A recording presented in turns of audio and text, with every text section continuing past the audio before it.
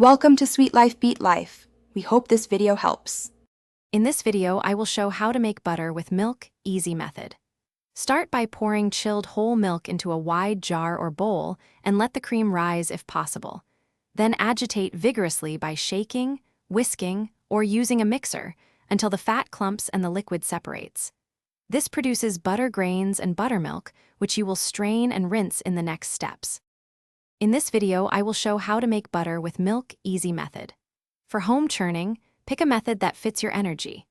Shake in a sealed jar for a hands-on approach, run a stand mixer for steady power, or pulse in a food processor for speed. Monitor the texture until small yellow clumps form and a thin liquid remains, then strain and save the buttermilk for other recipes. In this video, I will show how to make butter with milk easy method. After separation, strain and press the butter to remove excess buttermilk, then rinse under cold water while needing to tighten the curds.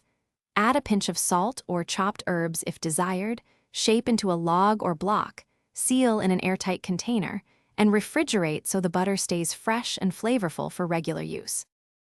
Thanks for watching. Consider subscribing if we helped you.